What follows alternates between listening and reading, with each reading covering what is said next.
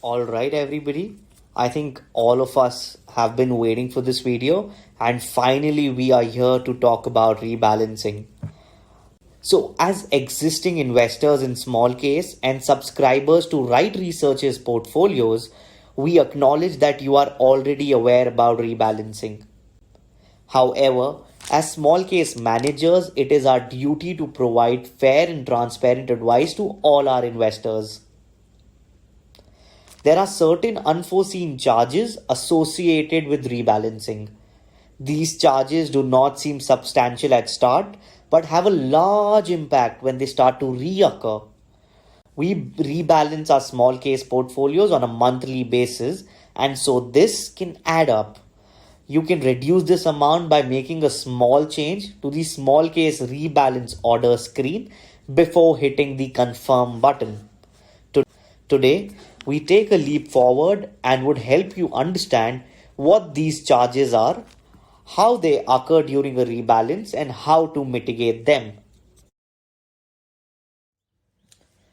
So, now let us understand what are these charges.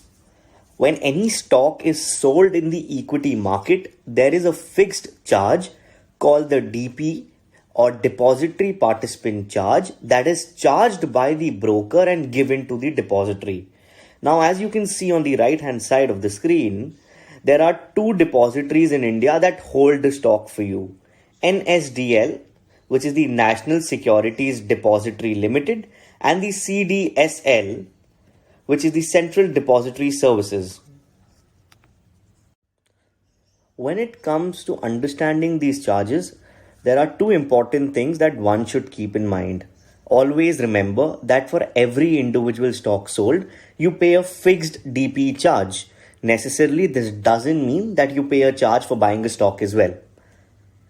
However, this fixed charge depends on the number of distinct stocks being sold and not the value itself. Now let's understand this with a simple example.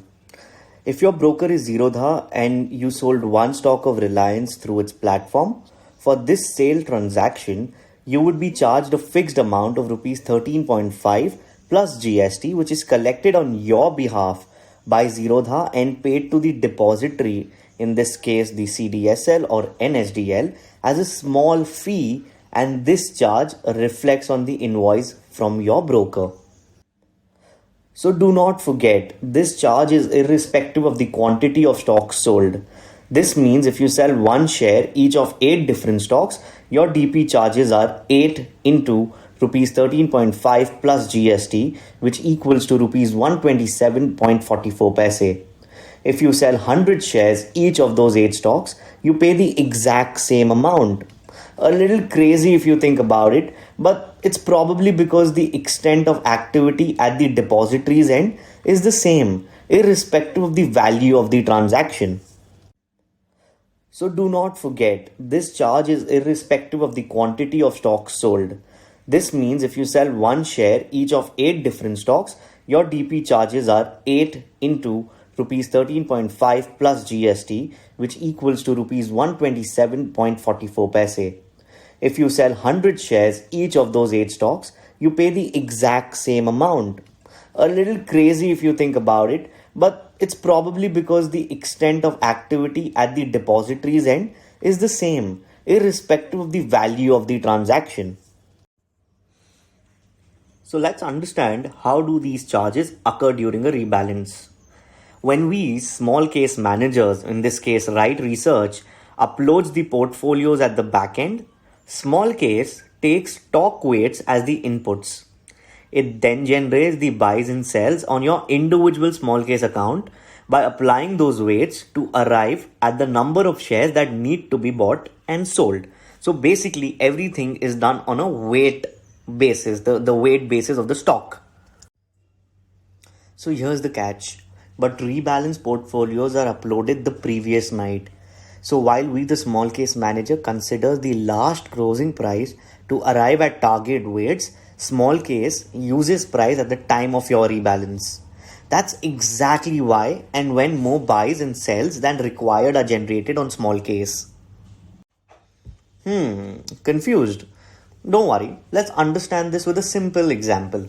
For starters, let's assume there is this latest 5 stock portfolio that has been uploaded to Smallcase. On the screen, you can see the 5 stocks, stock 1, 2, 3, 4, and 5, with the last close, the weightage, and the minimum shares that these stocks hold. The base assumption to consider here is to rebalance just one stock. In this case, we would take stock 5. So basically, you already own stocks 1 to 4 and now want to sell stock 5 and buy another new stock. And in this case, that would eventually be your new stock 5. So sell old stock 5 and buy a new stock 5, right? But that's not all that happens. When the market opens the next morning and few stock prices fall while others rise, a change in price happens. Now, to understand this change in price, let's keep it simple again. We would assume that the price of only stock 2 changes overnight. As you can see on the screen, the highlighted open price and the new weightage to stock 2 has already been allocated, and the value of stock 2 changes from rupees 194.65 to 209. Now, what happens in Smallcase? What type of orders or transactions does it input? Number 1, a sell order for old stock 5 is generated. Number 2, a buy order for new stock 5 is generated. And number 3, a sell order for 1 share of stock 2 is generated.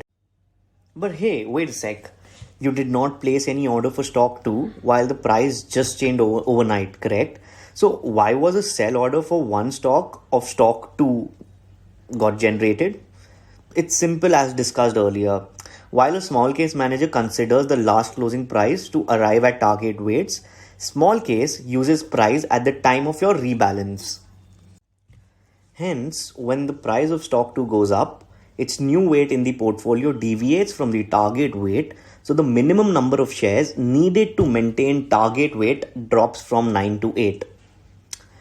Now, the first 2 transactions are appropriate because that is what we intended to do. But what about the third transaction? This one about the stock 2 transaction, why did this happen? Always remember that a buy order does not incur any DP charges. However, the third order is totally unnecessary and it would cost you rupees 13.5 plus GST. We do not wish to touch up on such small buy and sell orders for many such stocks during a rebalance. If this reoccurs and there are such sales each week, you would end up racking an absurd amount of money for no particular reason. And this is why we make sure to put this video across. The next question to be answered is the most important one, which is how to rebalance and mitigate these charges and what is the right way to do so. Basically, you can customize your Smallcase orders to remove unnecessary buy and sell orders and minimize the transaction cost. When you receive an email from us, this is how the email would look for the update and for rebalancing. All you need to do is to click on the See Update button and you will be directed to your Smallcase page. So what is the proper way of rebalancing? Let's understand this from a step-to-step basis. Step 1. When you click on Rebalance Now, you see the screen below. Instead of Confirm Update, click Review Update. Once you've done that, you will see a list of buy and sell transactions that will be executed as part of this rebalance. The change column in the image shows how many shares of each stock will be bought or sold. Step 2. Scroll to the bottom of the screen and click Customize Update. The new quantity numbers have now become editable. Step 3. For all stocks not mentioned in the rebalance update, change the amount so the change column shows 0, like the highlighted row towards the left. Compare the quantity against IPCA Laboratories in the previous image and this one, but do this only for the stocks that are not a part of the rebalance. The conclusion. After you've done this for all unimpacted stocks, finally you can click the Confirm Update to execute the rebalance. You will now have saved number of sell transactions that you changed to 0 into rupees 15.93 paise. After all, every little bit counts.